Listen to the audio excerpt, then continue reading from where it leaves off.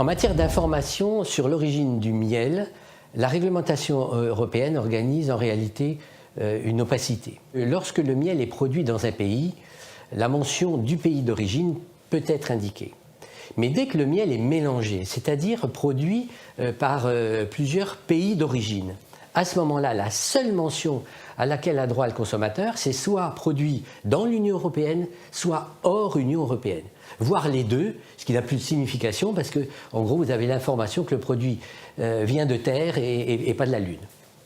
La réglementation sur l'étiquetage pose une série de problèmes dans la mesure où le miel est un produit alimentaire parmi les plus sujets à fraude. C'est la Commission européenne qui le dit elle-même. Et d'ailleurs, c'est corroboré par nos tests. La dernière fois qu'on a fait un test, eh bien, il y avait un tiers de l'échantillon, on a trouvé du sucre ajouté, ce qui n'est évidemment pas normal. Quelle est la part des miels mélangés importés? Les miels importés sont de l'ordre de 32 000 tonnes en provenance du monde entier, principalement d'Asie. Et ces miels nous posent question parce qu'ils arrivent à des prix extrêmement bas pour un très grand nombre, hélas, des adultérations, donc des miels qui sont frauduleux. Une partie, c'est du sirop, et ça nous pose problème.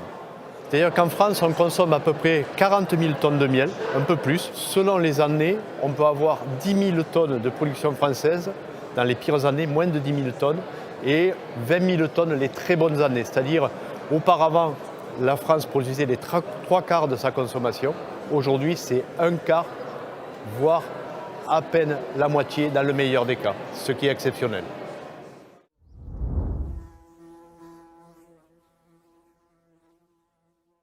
Ce qu'on appelle de nos voeux, c'est une évolution de la réglementation.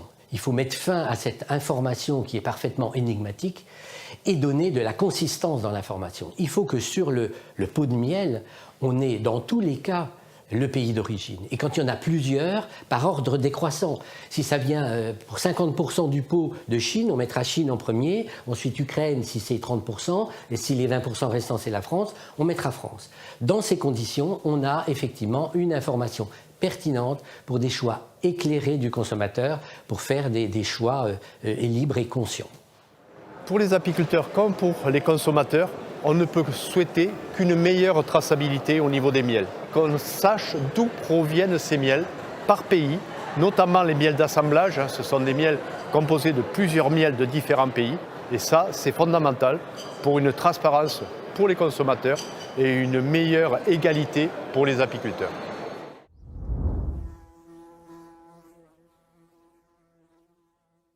Le conseil que je donnerais pour le consommateur, c'est de se rapprocher du producteur. Ça permet quand même de transpirer un peu le produit et l'expliquer au plus près et raconter l'histoire de ce produit. Il me semble que c'est ce qu'il y a de plus important aujourd'hui pour pouvoir être le plus proche de ses clients et donc de ses consommateurs.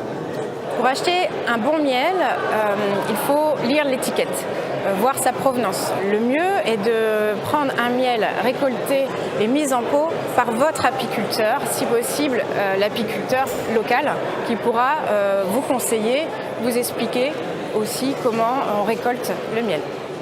J'aime pas trop triturer le miel, j'aime bien le garder dans son identité, dans sa valeur refuge. Parfois un peu tiède, sur un pain perdu, si vous voulez, on va glisser le miel, il va juste avoir la juste température pour le goûter.